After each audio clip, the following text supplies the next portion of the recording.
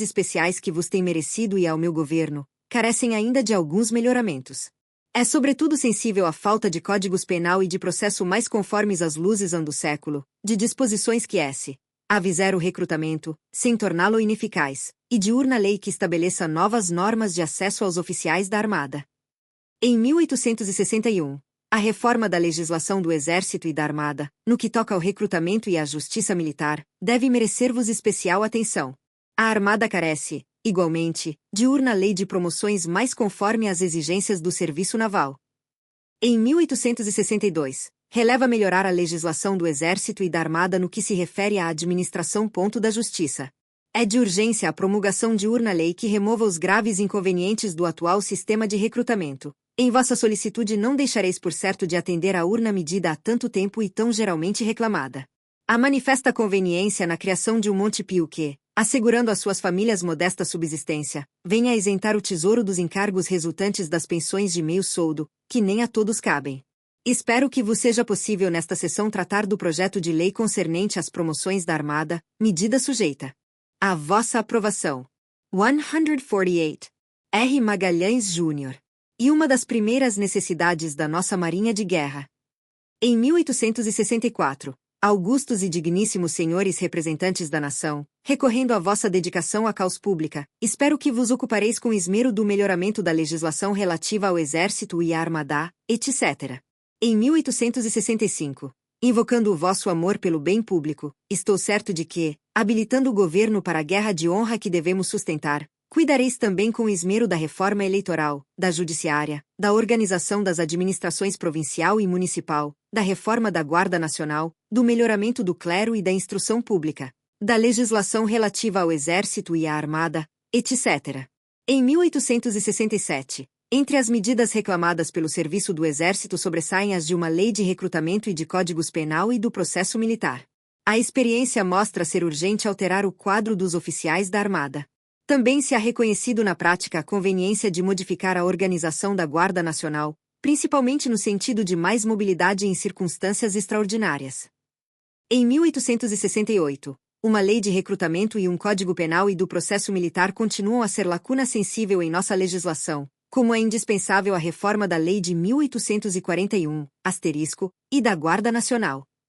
Em 1869, a reforma eleitoral, o melhoramento da administração da justiça, uma nova organização municipal e da Guarda Nacional, e bem assim uma lei de recrutamento e um código penal e do processo militar são, entre outras, necessidades há muito sentidas, e a que urge atender. Em 1870, confio que prestareis desvelada atenção a estes assuntos, e bem assim à reforma eleitoral, ao melhoramento da administração da justiça, à organização da Guarda Nacional, à decretação de meios para levar-se a efeito o recenseamento de toda a população do Império, à lei do recrutamento e ao Código Penal e do processo militar. Em 1871, a lei da Guarda Nacional e a do recrutamento carecem também de ser reformadas. O serviço que a primeira exige dos cidadãos não deve privá-los do tempo necessário ao trabalho industrial, nem ser convertida em arma de perseguição política. O recrutamento, pelo sistema atual, exclui do exército os cidadãos mais idôneos para o nobre serviço das armas. Refere-se ao Código Penal. Diodoro. Primeiro volume. 149. Passo que se presta a ilegalidades e vexames, contra os quais nem sempre é eficaz a ação repressiva do governo. Em 1872, a princesa Isabel, que, em razão da primeira viagem do imperador à Europa, assumirá a regência, se pronuncia no mesmo sentido, na fala do trono. O recrutamento, pelo sistema que ainda hoje vigora, presta-se a iguais, se não maiores vexames, impedindo ao mesmo tempo que o exército adquira o grau de instrução e disciplina, que tanto lhe aumenta a força moral e lhe dá maior brilho. O tempo destes últimos verbos está em contradição com o resto. Seria exaustivo e inútil alinhar aqui novas expressões, colhidas sobre o mesmo assunto em tantas outras falas do trono. As palavras eram quase as mesmas as sugestões, mas entrava ano, saía ano, sem que o parlamento atendesse aos apelos do soberano. Este recitava, por desencargo de consciência, sua arenga de sempre, dando-se por satisfeito, O regime não funcionava. Os desejos expressos pelo monarca eram letra morta. O parlamento só cuidava dos interesses puramente partidários ou do que mais de perto lhe tocava, e o gabinete, por seu lado, só executava aquilo em que tinha mais vivo empenho e correspondia aos objetivos imediatos do partido dominante. Nas colunas da imprensa as críticas eram constantes ao sistema de recrutamento. Veja-se o que dizia, por exemplo, a República, a cidade do Rio de Janeiro, capital do Império, corte do imperador, sofre nestes momentos atroz e aviltante violência. Um bando de agentes policiais, derramados em todas as direções, disfarçados com trajes civis, ou com seus habituais uniformes, invade todas as ruas. E reuniões públicas, com autorização de recrutar. No trânsito, no teatro, no passeio, na igreja, por toda parte o habitante desta grande cidade está à mercê do primeiro beleguim que lhe bater no ombro e disser-lhe: acompanha-me. Depois de afirmar que não há garantia para ninguém, acrescenta: todos os homens moços estão sob a mão insolente e audaz do primeiro esbirro, a quem as autoridades imperiais deram o direito de os perturbar na sua liberdade individual, na sua liberdade de loco. Asterisco, não seria por outra razão que Angelo Agostini costumava caricaturar o imperador quando lia as falas do trono, como um papagaio real, em seu manto de papos de tucano. 150 Mozart. R. Magalhães Jr. Fazem-se cercos em sítios de reuniões públicas, arrebanha-se o povo, cercam-no de sabres e, montuados como gado vil, são depurados os indivíduos, que no alto e arbitral critério de um preposto do chefe de polícia são julgados aptos para soldados ou marinheiros. Os mais felizes são os que podem exibir o empenho, ou a proteção de que é donos da terra, daqueles que consideram a lei um freio para a canalha e um escudo para resguardá-los. Os que não têm patrono da casa imperial não têm direito, não têm atenções, não têm lei que os favoreça, não têm alegações que valham, nem queixas que procedam. Há para esses uma qualificação genérica, que os abrange a todos e que dispensa todas as considerações. Os agentes da Polícia Imperial receberam ordem de designá-los pelo epíteto de vagabundos. Dá-se caça ao homem moço, como perseguem os caçadores uma fera bravia. Todos os deserdados do empenho e do patronato são encerrados no calabouço como criminosos ou facínoras, apanhados em flagrância de crime inafiançável. Nessas imundas pocilgas são arrojados como desprezíveis animais, sem cômodos, sem alimentos sem leito, amontoados, respirando um ar fétido, sorvendo exalações mórbidas. Destes são os mais felizes aqueles que possuem um parente ou amigo que se inquiete por sua ausência, ou a quem pode chegar um aviso e um brado de socorro. Então apresentam-se papéis, promovem-se justificações e, como peça principal da isenção, o infalível pedido de um figurão com crédito no paço imperial. Os que não têm eleme, nutos para pôr em jogo estes meios não se libertam das garras da polícia imperial, senão vestindo o uniforme de recrutado do exército ou da marinha. Assim é que eram constituídas as forças armadas durante o império. A carga da República é feita contra o governo imperial, a polícia imperial, mas poderia ter sido dirigida contra os dois partidos tradicionais, o conservador e o liberal, um deles prestigiado pela ação política de Caxias, outro pela de Osório, mas absolutamente indiferentes a tal estado de coisas.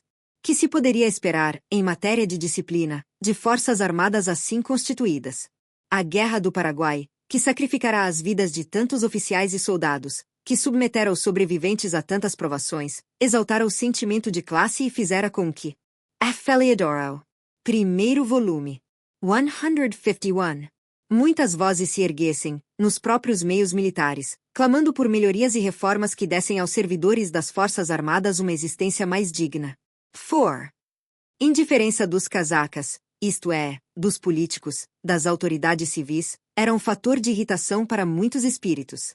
O próprio Caxias, de ordinário tão discreto, ao escrever a Osório, de regresso do Paraguai, tivera uma dessas explosões, reveladoras do descontentamento latente nos midés militares em relação aos políticos da monarquia. Aqui cheguei no dia 15, à noite, com boa viagem, e um pouco melhor dos meus incômodos. Vim para este sítio, para ficar mais longe dos foguetes músicas da cidade acompanhados de longos discursos que é coisa com que os casacas pagam aos militares que têm a fortuna de não morrer na guerra. Só ao fim de sua longa atuação como presidente do Conselho, viria o Visconde do Rio Branco a volver os olhos para a situação do Exército, aprovando-a. 27 de fevereiro de 1875 o novo regulamento do recrutamento para as forças de terra e de mar, Decreto 5.881, e a 8 de março o regulamento disciplinar do Exército em tempo de paz, Decreto 5.886. É curioso assinalar que, em razão da tendência dos legisladores, no sentido de fazer leis principalmente em benefício dos grupos econômicos privilegiados, das classes dirigentes, as Forças Armadas se tornavam, na sua base, uma expressão popular, por excelência.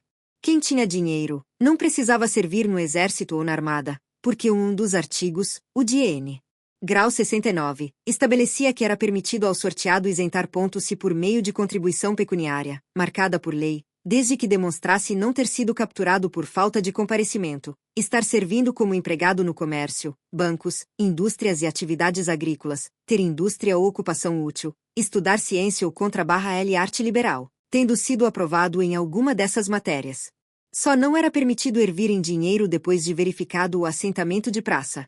Também era permitido ao sorteado fazer-se substituir por outro indivíduo, logo depois do sorteio, ou dentro de um ano de praça, desde que o substituto tivesse mais de 17 anos e menos de 30. Muitos entregavam escravos, para que servissem, alforriando-os para tal fim, ou pagavam a terceiros para que por eles se apresentassem. 152. R. Magalhães Jr. O tempo de serviço era de 6 anos, para os voluntários, os substitutos e os sorteados, e de 8, para os refratários ou insubmissos, como hoje se diz. As isenções eram numerosas. Excluíam-se os portadores de defeitos físicos e de enfermidades, os graduados e os estudantes das escolas superiores, os seminaristas e os eclesiásticos, os que eram arrimo de irmãs solteiras ou irmãos menores de 19 anos, de mãe viúva e de pai decrépito ou valetudinário. Era também excluído, em cada família, o filho mais velho, ou o que o pai ou a mãe escolhesse, cláusula que não se aplicaria já havendo outro isento por outro motivo, e em não havendo filhos o genro, ou o neto. Excluía-se ainda o viúvo, na idade do recrutamento, isto é, menor de 30 anos, com filhos legítimos ou legitimados. Isso em tempo de guerra. Em tempo de paz, as isenções eram ainda mais amplas. Estavam excluídos os que já tivessem irmão em serviço efetivo do exército ou da armada, os pescadores de alto mar, os tripulantes dos navios, os proprietários, administradores ou feitores das fábricas, os maquinistas das estradas de ferro, o filho único de lavrador, ou tendo este mais filhos à sua escolha, um vaqueiro, feitor ou capataz de fazenda de gado que produzisse mais de 50 crias por ano, um caixeiro de cada casa comercial que se presumisse com 10 contos de capital ou mais, etc. As juntas de alistamento eram constituídas pelos juízes de direito, delegados de polícia e presidentes das câmaras municipais, com a assistência dos promotores públicos. Cada ano, no dia 15 de junho, às 10 horas da manhã, far-se-ia o sorteio dos alistados. Além deste meio de ir preenchendo as vagas nas fileiras do Exército, havia outro, o dos prêmios em dinheiro aos voluntários e as vantagens do artigo 140. Os cidadãos que, independentemente de sorteio, se oferecerem para o serviço do Exército, bem como os designados, sorteados, que comparecerem no devido tempo, têm direito, no fim de 20 anos de praça, a uma remuneração de 2.000 cifrão 000, um conto de réis, e a reforma com o respectivo soldo por inteiro. Era melhor que o recrutamento a dente de cachorro, mas não era, ainda, o ideal. Mesmo o monarquista impenitente, como Oliveira Lima, havia de reconhecer. O modo de recrutamento do Exército constituía um defeito básico e é o responsável pela sua organização defeituosa. Diodoro. Primeiro volume. 153. Não existindo o serviço obrigatório, que depois nobilitar o Exército argentino, procedia-se por meio de alistamento, que só se efetuava entre as classes inferiores da sociedade. Nas fileiras do Exército como nas tripulações da esquadra só se viam negros e mestiços de vários tons, além de brancos dos sertões, que todos bem sabiam morrer de armas nas mãos, inexcedíveis na coragem e na indiferença ao sofrimento físico, mas oferecendo uma matéria-prima de crassa e brutal ignorância para o manejo político. O governo, advertido de que se formava uma mentalidade pouco conformista dentro das classes militares, do que surgiam provas, de quando em quando, nas colunas da imprensa partidária, tentou pôr um freio a tais manifestações, através do Decreto N. Grau 5.884, aprovando o regulamento disciplinar para o Exército em tempo de paz. Nessa lei, eram consideradas transgressões disciplinares, entre outras, as seguintes: autorizar, promover ou assinar petições coletivas, usar do direito de representação em termos não comedidos, ou, em vez de recorrer a esse meio legal, censurar o seu superior por quaisquer escritos ou impressos, provocar pela imprensa conflitos ou rixas com os seus camaradas, Dirigir qualquer petição em objeto de serviço, ou queixar-se contra o superior sem ser pelos trâmites legais, ou dar queixa caluniosa. Publicar qualquer representação que tenha feito contra seu superior, sem permissão da autoridade a quem a mesma representação foi dirigida, etc. Esse regulamento abolia os açoites e determinava como castigos corporais às praças a supressão de umas tantas refeições, a diminuição das rações nas refeições conservadas e a carga de armas, um suplício que consistia em ter sobre os ombros, durante 2 horas, o peso de 6 espingardas andiadarme 17, asterisco. Se tivesse de ser infligido esse castigo mais de uma vez, seria obrigatório o intervalo de 4 horas entre uma e outra aplicação. Asterisco. A propósito deste castigo corporal, veja-se como descreve o general F. de Paula Cidade, na Memória ao Exército em 1889. A carga de armas era igualmente usada ainda há pouco tempo. Geralmente era aplicada pelos comandantes de companhia, às vezes combinada com a palmatória. Punham-se 2 fuzis aos ombros do soldado, que o segurava pelo cano, tendo por consequência os coices para trás. Sobre esses 2 fuzis, atravessavam os outros, distribuindo-se a carga. Era proibido empregar mais de 6 armas, mas na prática esse número era em regra excedido. A República Brasileira, coletânea editada pela Biblioteca Militar, 1939, páginas 277 e 278. 154. R. Magalhães Jr. É enrácio verificar, pelo texto parcialmente transcrito, que o maior interesse do governo era silenciar as críticas nascidas da insatisfação de uma oficialidade mais do que nunca decidida a fazer valer direitos e não apenas a cumprir deveres. Meses depois de aprovadas essas leis, o Visconde do Rio Branco resolve demitir-se, fatigado de tão extenso governo, mortificado pelas injustiças que sofreu, desgostoso talvez do próprio ministério, que não oferecia o mesmo aspecto compacto e unido de 1872, como nota Joaquim Nabuco, em Um Estadista do Império. Asterisco asterisco asterisco para constituir o novo gabinete chama o imperador outro conservador, e nenhum com maior soma de serviços ao império. O escolhido é o velho Duque de Caxias, que traz como uma das figuras principais de seu gabinete, quase um vice-premier, o velho parlamentar João Maurício Vanderlei, barão de Cotegipe, senador desde 1856 e deputado desde 1843. Caxias tinha uma missão como político e outra como chefe de governo. A do político era unificar o Partido Conservador, em que havia grupos desavindos. A do chefe de governo era apagar os ressentimentos causados pela atuação enérgica de seu antecessor. Apresentando o gabinete, num discurso dos mais curtos de que há exemplo na vida parlamentar do Império, nada prometeu desde logo, limitando-se a afirmar: seremos moderados e justos. Mas assumirá o poder, a 25 de junho de 1875, já com a intenção deliberada de anistiar os bispos. A anistia era uma tradição no Império e tinha beneficiado até os que, de armas na mão, tinham lutado para destruir a monarquia. Mais ainda, era uma tradição do próprio Caxias. O imperador, porém, resistiu às primeiras sugestões do velho soldado. Numa exposição ao imperador, diz o presidente do conselho: esta, portanto, a situação, grande perturbação nas consciências, anarquia no regime eclesiástico, o cisma em começo de manifestação, desordem entre a Igreja e o Estado. As consequências podem ser funestas. Sem falar na tem. Diodoro. Primeiro volume. 155. Dê-se inconveniente para a separação dos 2 poderes, continua a fornecer aos aventureiros e especuladores matéria para desvairarem a população, máxime em uma quadra climatérica tal como a das eleições QS, agravada pela reforma do processo e especialmente pelo novo sistema de alistamento militar, pelo recenseamento. Urde por termo a esse estado de coisas, e o meio mais profícuo, conforme dita no S a consciência da P. Ópria responsabilidade, é a anistia.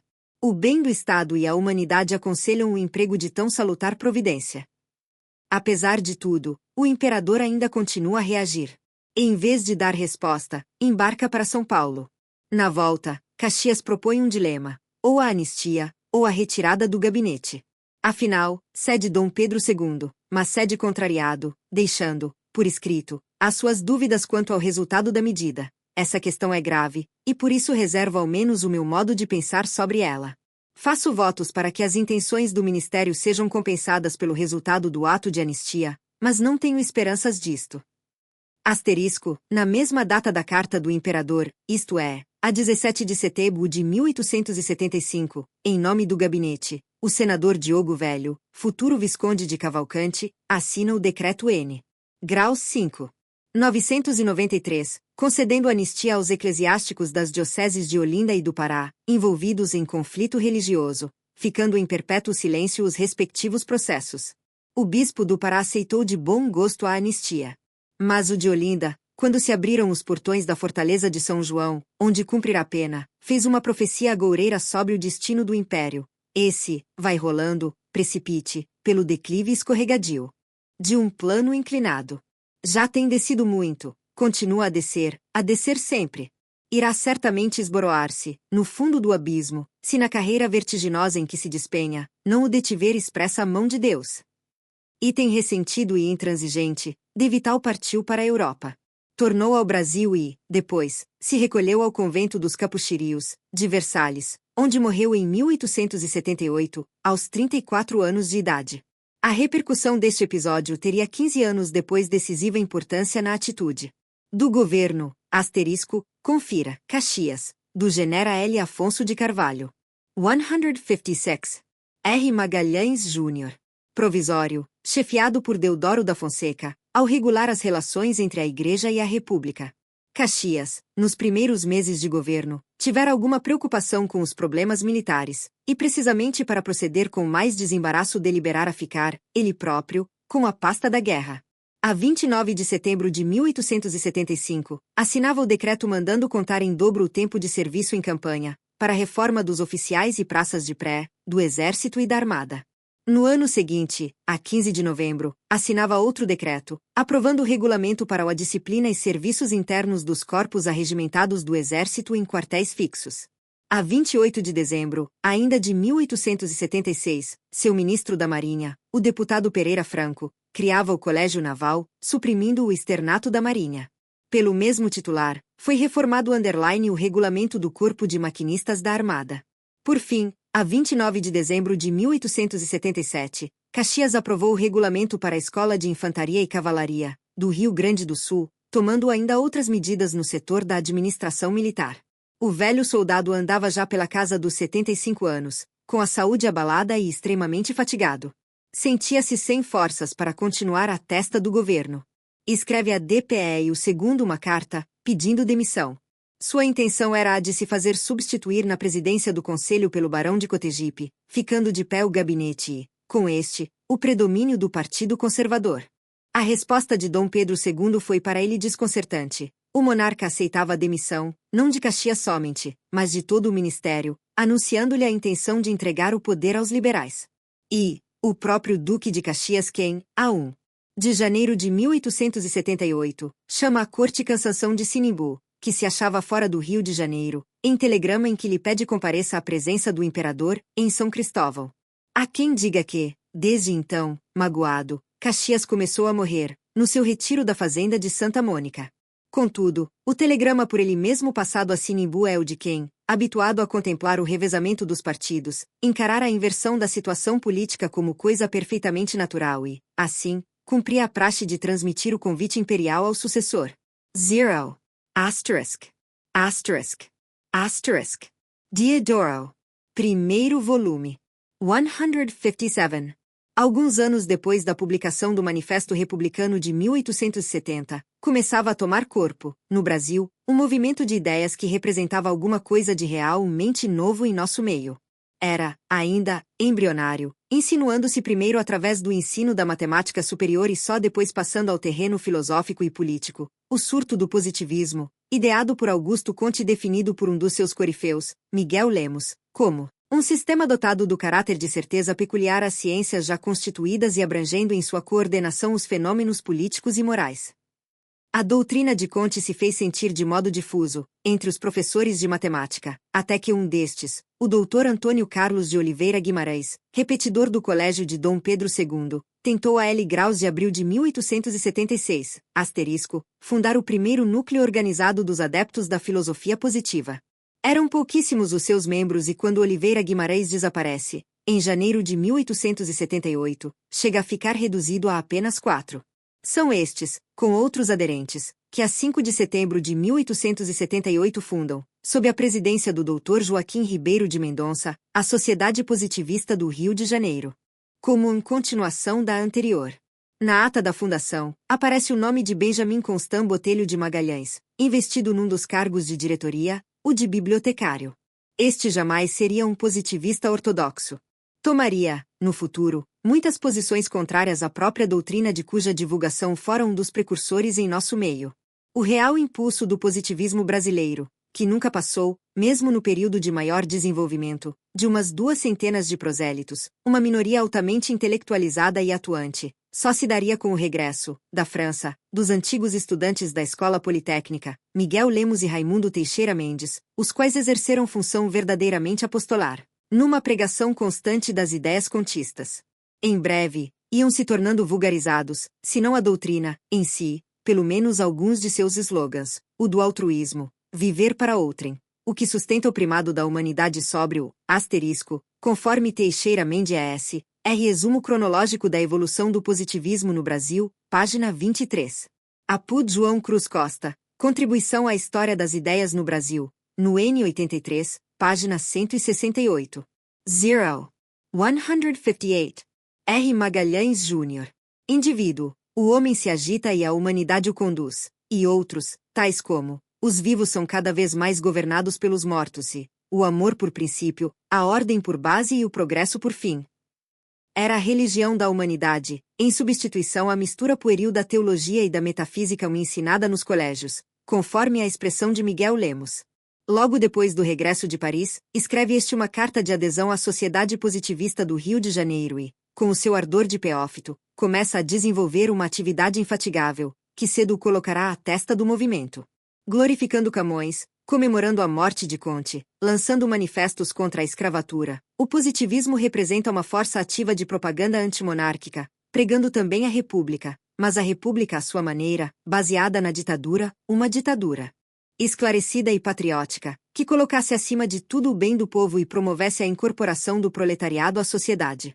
Quando estavam ligados ao republicanismo puro e simples, o que nascerá do Manifesto de 1870, de sentido eminentemente liberal, os positivistas eram os primeiros a estabelecer a linha divisória entre uma e outra atitude, asseverando: temos uma organização própria, ideias próprias e métodos próprios, temos o nosso sistema político, uma nossa disciplina, e até a nossa hierarquia, tudo isto fundado em doutrinas inteiramente diferentes das adotadas pela maioria do Partido Republicano. Asterisco.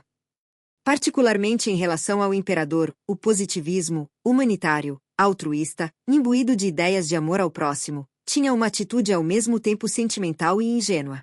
Pretendia pela força-lhe sua propaganda, pela tenaz pregação das ideias de Conte, levá-lo à convicção de que devia, ele mesmo, proclamar o regime republicano, desvestindo-se das insígnias imperiais. Ou, então, esperar que chegasse ao fim o seu longo reinado e, uma vez morto o soberano, a nação se constituiria em república, sem a violação dos seus direitos e apenas deixando de aceitar a princesa Isabel como imperatriz. A ortodoxia positivista, como já foi notado, entre outros, por Vicente Licínio Cardoso, não viria a ter uma, asterisco, carta ao diretor da Gazeta da Tarde, citada por João Cruz Costa, em Contribuição de História das Ideias no Brasil, nota 156, página 195. Diodoro. Primeiro volume. 159. Influência decisiva na preparação da República. Mas aos elementos heterodoxos, como Benjamin Constant, estaria reservado um papel de singular relevo no quadro desse acontecimentos. Este foi, na frase feliz de Cruz Costa, um jormador de homens. Sem encarar o positivismo sob o aspecto religioso, sem querer exercer um sacerdócio ou apostolado, foi um divulgador da filosofia contista e propagou a aversão à monarquia, mas acima de tudo preparou o seu próprio espírito para o papel que, mais tarde, seria chamado a desempenhar. É interessante notar que, enquanto o positivismo tomava impulso, o movimento republicano parecia entrar em súbito declínio. O progresso do novo partido não era o que se esperava. Desaparecida a República, tinha não só perdido uma tribuna como um elemento de aglutinação. Um dos principais redatores daquele órgão tinha sido afastado do Brasil, com a oferta de um excelente posto diplomático, primeiro no consulado de Baltimore e, logo, no de Nova York, Salvador de Mendonça. O jornalista republicano consultara 3 dos seus correligionários mais graduados, antes de aceitar o posto: Saldanha Marinho, Quintino Bocaiúva e Lafayette Rodrigues Pereira. Os três consultados, escreveria ele, um dia, justificando-se das críticas de apostasia, responderam-me uniformemente que, no regime que vigorava, os cargos administrativos não pertenciam ao imperador, mas ao gabinete responsável, que os republicanos não podiam ser deles excluídos, que não era sequer lugar de confiança política o que me era oferecido e que, conseguintemente, não haveria quebra nem derrogação do credo republicano em aceitá-lo. Asterisco. Depois disto, era o próprio Lafayette quem viria a ser atraído, não com um emprego qualquer, mas com uma pasta ministerial, ao ascender ao poder o Partido Liberal item após 10 anos de duro ostracismo. Ausente dos altos postos desde o último gabinete de Zacarias, voltava sob o comando de João Lins Vieira Cansanção de Sinimbu, futuro visconde, que antes de tudo procura recompor o destroçado partido, chamando para junto de si, como demonstração desse desejo, um elemento da ala extremada de outrora, que fizera praça de seu republicanismo. Escreveu Ferreira de Araújo, em seu asterisco. Salvador de Mendonça. Do Jornal do Comércio, página 21. Ajuste de contas, datado de 1899-1904, tip. 160. R. Magalhães Jr. Livro Coisas Políticas, que foi tal a surpresa de Lafayette, ao ser convidado para a pasta da Justiça, que respondeu, incrédulo, com uma gargalhada desconcertante, pensando que se tratasse de uma pilhéria. Tal escolha colocava os republicanos diante de um problema sério. Até então liberais e republicanos, sob provações comuns, curtindo as durezas do ostracismo, eram aliados naturais. Em várias eleições, republicanos tinham figurado em chapas liberais, sem grande sucesso, é verdade, para a vereança de várias cidades e para as cadeiras das assembleias provinciais. Agora, que subiam os liberais ao poder, viam-se diante desta alternativa. Deviam romper abertamente com os antigos aliados, acusando-os de desfalcar as suas fileiras de valores dos mais representativos, ou admitir a possibilidade de uma colaboração republicana com a monarquia, o que seria absurdo. No primeiro caso, havia ainda a considerar a atitude pessoal de Lafayette. Era este ou não um traidor? Se era, devia ser expulso, anatematizado, ferreteado. Os republicanos de São Paulo tomaram a dianteira, reunindo-se para deliberar sobre o assunto. E acabaram assinando uma declaração em que, embora reconhecendo a excelência dos motivos que tinham influído Lafayette a aceitar o posto no gabinete, para o fim de colaborar na reforma eleitoral, recusavam apoio ao novo governo liberal. Mantendo-nos firmes em nossos postos, dizia o documento, esperamos que o Ministério se apresente perante as câmaras e exponha suas ideias e medidas governamentais, para deliberarmos então se poderemos apoiar as reformas que facilitem a vitória da ideia capital do nosso programa, a República Federativa. Antes disso, porém, não nos é permitido, por nossos próprios intuitos políticos, prometer apoio aos atos do governo, que nem sequer disse ainda ao país ao que veio. Apreciando assim a situação e os acontecimentos anteriores, julgamos conveniente, como necessidade de ocasião, aconselhar aos nossos correligionários que se organizem por toda parte e permaneçam firmes, guardando com vigor sua completa autonomia em face dos partidos monárquicos. Asterisco. Asterisk, Apud George C. A Boa HRR, da Monarquia. De República, História do Partido Republicano do Brasil, de 1870 a 1889, edição do Serviço de Documentação, do Ministério da Educação e Cultura, página 88. Diodoro. Primeiro volume. 161. Não fora essa atitude prudente e cautelosa, ter-se-ia dissolvido o nascente movimento republicano. Ao próprio Saldanha Marinho, tentou Sinimbu absorver, promovendo, através do Partido Liberal, a sua volta à Assembleia Geral do Império, como deputado pelo Amazonas, na legislatura de 1878 a 1881. O entendimento havido explica a frouxidão da conduta de Saldanha Marinho nessa legislatura. Estava comprometido com a situação liberal. Continuou, porém, inassimilável. E foi posto de parte, retornando ao ostracismo e à franca propaganda das ideias republicanas. Para o fim do domínio liberal já estavam os republicanos em entendimentos com os conservadores, em cujas chapas passavam a figurar os seus candidatos, notadamente na província de São Paulo. Alijando os conservadores e chamando ao poder Sinimbu, é mais do que evidente que o imperador teve em vista golpear o republicanismo com o fortalecimento da unidade do Partido Liberal, principal viveiro de neo-republicanos. Mas, ainda, dar-lhe-ia a incumbência de propor a reforma eleitoral há longo tempo reclamada por aquela facção e que servia para robustecer a campanha desferida contra a monarquia e os proclamados abusos do poder moderador. 8. Com a ascensão de Sinimbu que o Partido Republicano entra no seu período mais crítico e desalentador. As deserções impressionaram de tal forma que Aristides Lobo julgara necessário opor-lhes um dique, ou pelo menos armar ao efeito, com intuitos de propaganda. Daí o termo de compromisso e o termo de adesão, o primeiro de 20 de setembro de 1877 e o segundo a 27 de outubro, hipotecando fidelidade e adesão ao Manifesto de 1870. Aí aparecem as assinaturas de Miguel Lemos e Teixeira Mendes, ambos ainda sem os compromissos da ortodoxia positivista, que os havia de afastar do republicanismo liberal. E também a de um senador vitalício, Francisco de Paula da Silveira Lobo, tio de Aristides Lobo e antigo militante liberal. A esta adesão, haveria de responder, em breve, o astuto Sinimbu, com a elevação, à Câmara Vitalícia, de um liberal recuperado, o ex-republicano Cristiano Benedito Ottoni. A observação de José Maria dos Santos, de que os termos de fidelidade e adesão eram antes uma confissão de fraqueza que de força do movimento republicano, é inteiramente procedente. Não podia. 162. R. Magalhães Jr. deixar de ser assim, de vez que o movimento adquirira toda a sua força propulsora através da queda brusca do Partido Liberal, pela intervenção do imperador, que, a fim de chamá-los ao poder, agora afastava do mesmo modo os conservadores. A reversão da situação iria, paradoxalmente, conduzir os conservadores a alianças com os republicanos, mais mados que os liberais e que liberais em muitos casos tinham sido. Ao assumir o poder, Sinimbu prometera a reforma da lei eleitoral, frisando que a iniciativa partirá do próprio imperador, asterisco. Sua Majestade, dissera, ao expor o seu programa, tendo reconhecido a oportunidade de se fazer a reforma eleitoral direta, informado da opinião do país, que não vê hoje nisto uma questão de partido, mas de interesse geral, e depois de ouvidos os presidentes do Senado e da Câmara dos Deputados, entendeu, e no meu parecer muito logicamente, que devia caber a realização desta reforma ao partido que primeiro a reclamou, e sempre sustentou como ponto principal de seu programa. Honrado com a confiança da coroa, não podia desconhecer nem a dificuldade da missão que me era incumbida, nem as graves circunstâncias em que se achava nosso país. Entendi, porém, que não devia declinar dessa honra, porque não me parece lícito a nenhum cidadão recusar à coroa os seus serviços, quando entende que eles podem ser proveitosos à causa pública. Tratava-se, além disso, de uma ideia pela qual eu, como todos os meus amigos, tinha sempre propugnado com a maior insistência. E incorreria em grave responsabilidade se, achando a ocasião oportuna para promover a sua realização, isso me negasse. É a ideia capital, quase única, do gabinete de 5 de janeiro de 1878. Sinimbu procurava colocar a questão com habilidade, de modo a tornar menos falsa a posição de Lafaia e Rodrigues Pereira, como ministro da Justiça.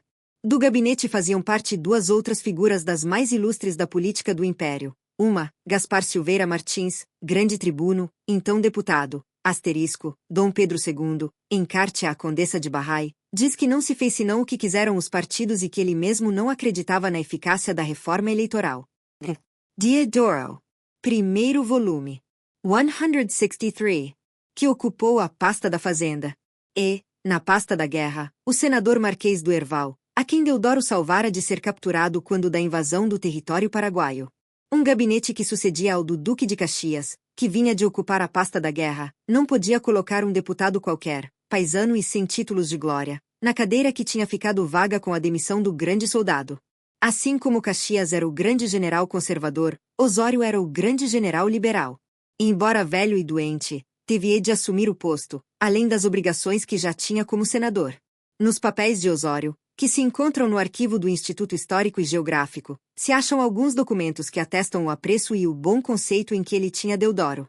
A atitude deste era, como já vimos, a da maior veneração por Osório. Num bilhete que, de Recife, lhe manda, pedindo-lhe exemplares das ordens do dia do exército que operou no Paraguai, de recente publicação, Deodoro assina-se respeitador amigo e criado obrigado. Em 1879, surge um incidente desagradável, entre o presidente da província da Bahia, Antônio de Araújo de Aragão Bulcão, e o comandante das armas, Brigadeiro Barros Falcão. Ali se encontrava Deodoro, no exercício da função de inspetor. É o homem para quem Osório imediatamente apela.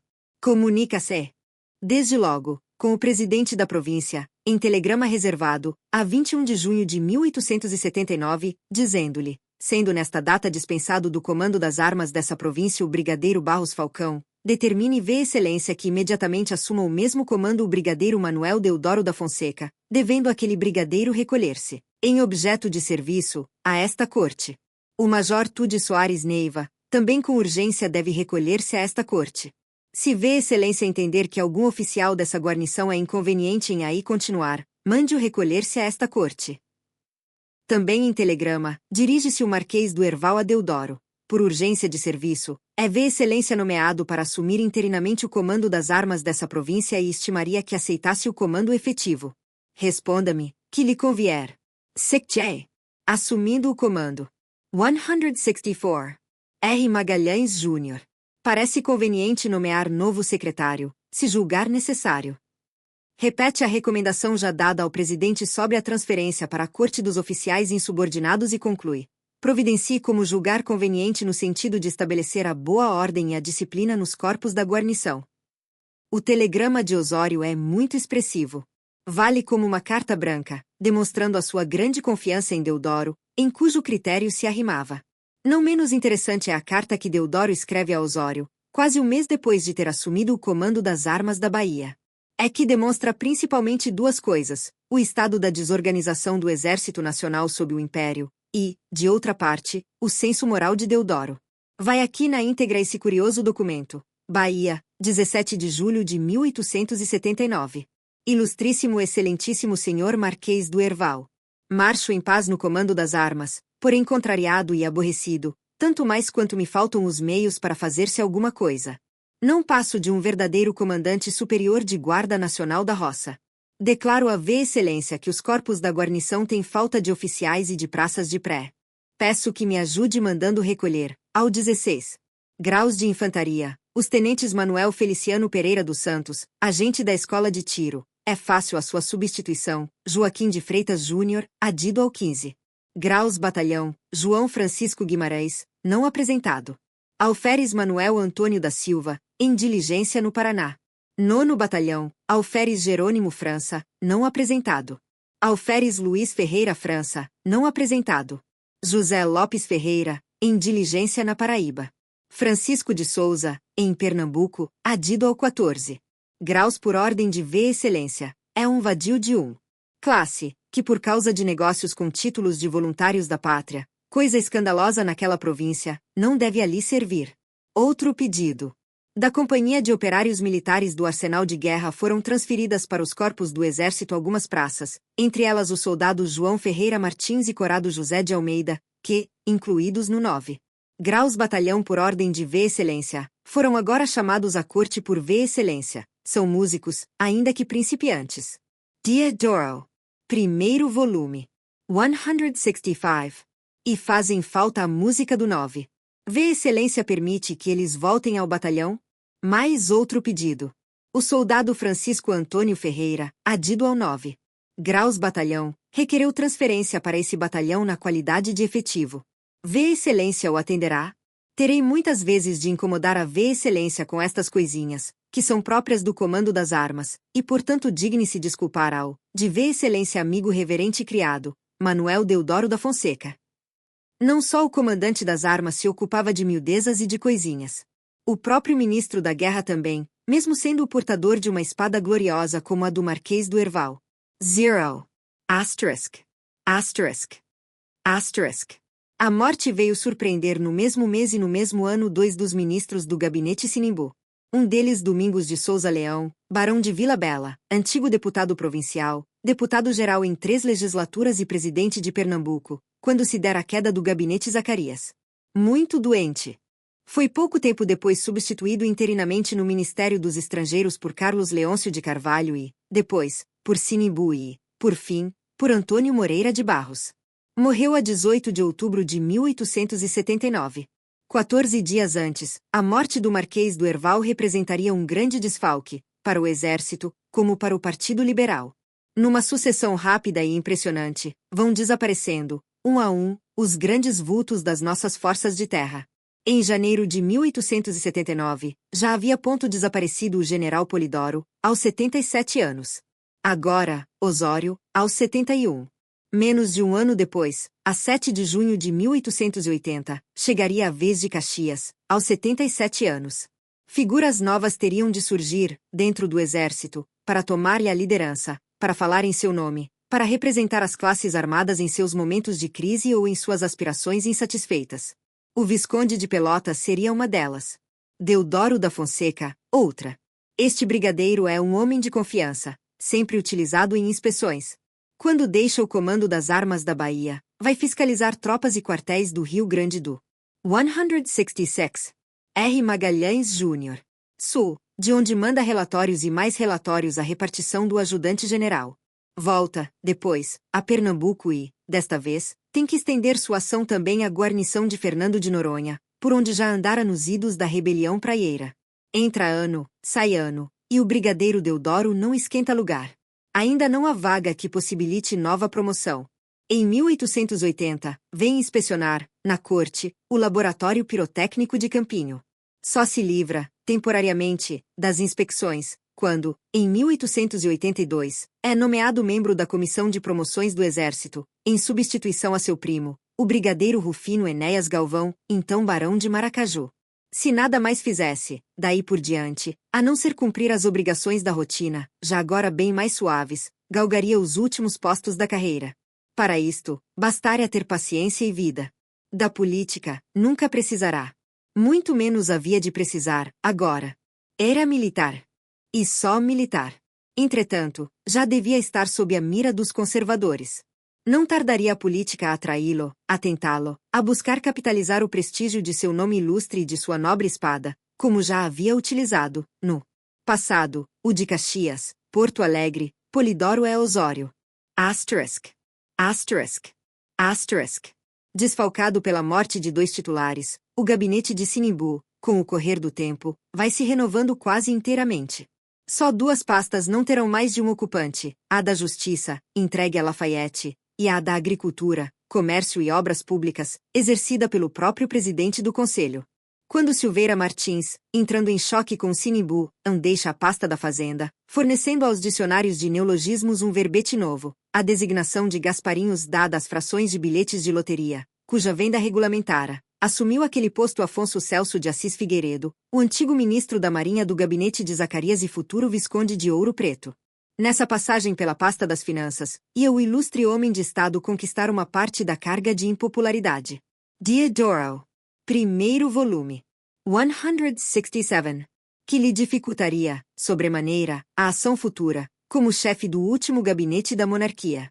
Preocupado com a precária situação financeira do país, tomou Afonso Celso uma série de medidas, todas elas tendentes a melhorar a arrecadação nacional.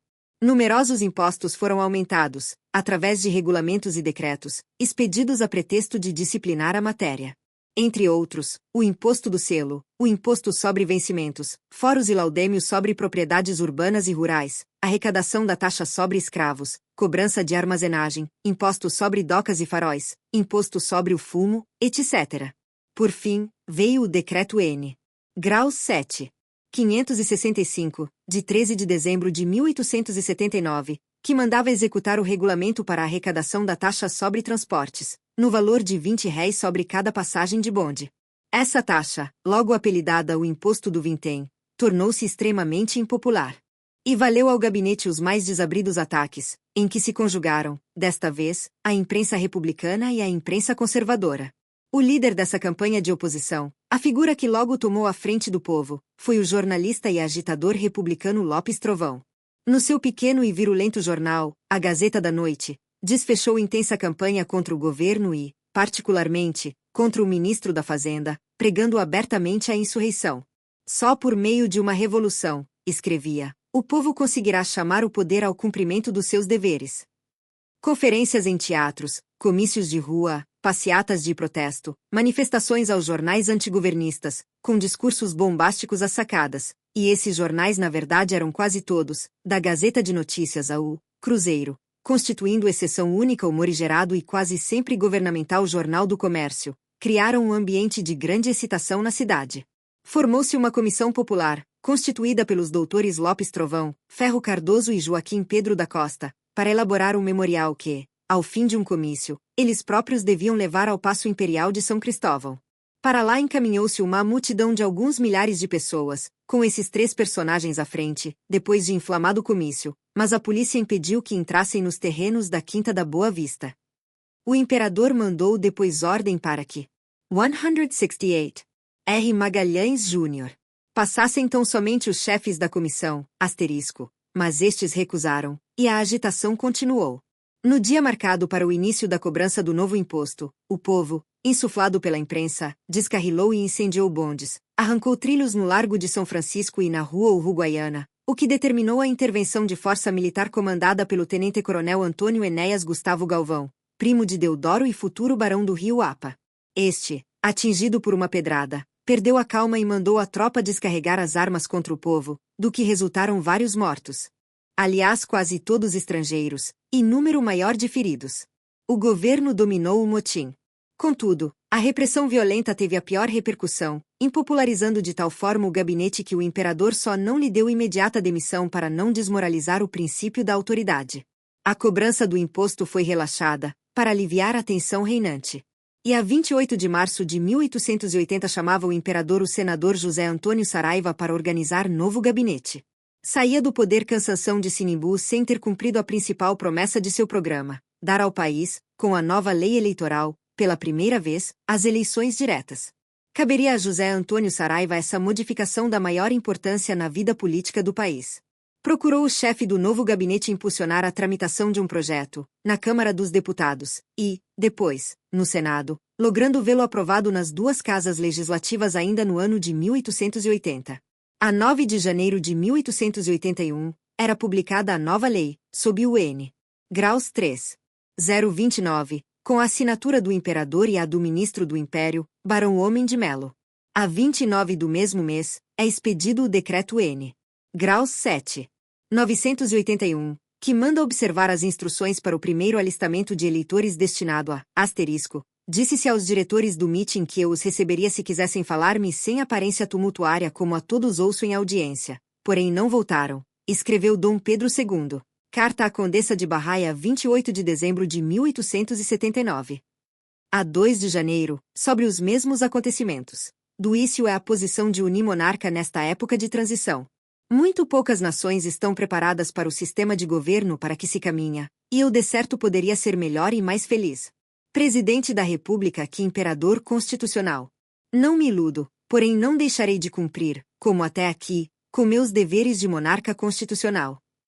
Às 6, depois de dizer que passeou na cidade e encontrou tudo calmo, eu só não admito população em ar de ameaça, como sucedeu domingo atrasado. Vid. de Pedro Tuia Condessa. De Barrai, publicação por nós organizada para a Civilização Editora. Diodoro. Primeiro volume. 169. Prevalecer no novo regime eleitoral. Essa reforma vinha ampliar um pouco mais o direito de voto, além de dividir as províncias em vários distritos, segundo a sua população. Assim, o Amazonas passou a ter 2 distritos, o Pará 3, o Maranhão 6, o Piauí 3, o Ceará 8, o Rio Grande do Norte 2, a Paraíba 5, Pernambuco 13, Alagoas 5, Sergipe 4, Bahia 14, Espírito Santo 2, Rio de Janeiro, incluindo a Corte, 12, São Paulo 9, Paraná 2, Santa Catarina 2, Rio Grande do Sul 6, Minas Gerais 20, Goiás 2 e Mato Grosso 2.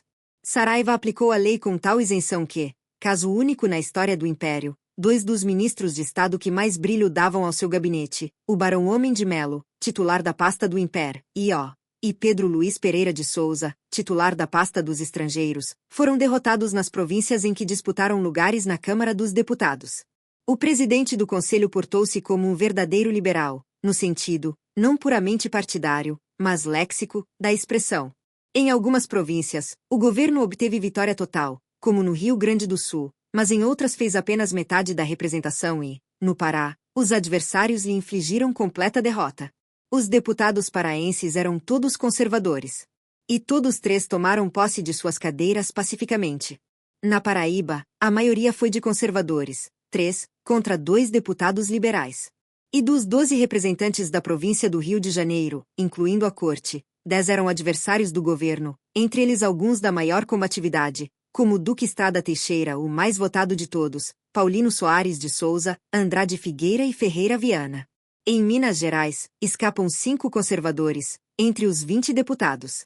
Pelo 20º Distrito de Minas vem o mais jovem deputado da legislatura, o bacharel Afonso Celso de Assis Figueiredo Júnior, que embora tenha sido eleito pela chapa do Partido Liberal, dentro em pouco surpreenderá a Câmara dos Deputados com uma profissão de fé republicana. Não importa que, mais tarde, por devoção filial, revoltado com as humilhações e ataques ao pai, se tivesse convertido à monarquia, a verdade é que foi a dele a primeira voz republicana a se fazer ouvir, sem rebuços, na Câmara dos Deputados, na 170. R. Magalhães Júnior. Década fatal para a realeza.